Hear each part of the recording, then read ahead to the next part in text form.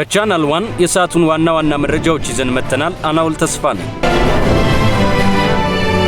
የደቡብ ሱዳን ፕሬዝዳንት ሳልቫኪር ማያርዲት ለይፋዊ የሥራ ጉብኝት አዲስ አበባ ገብተዋል።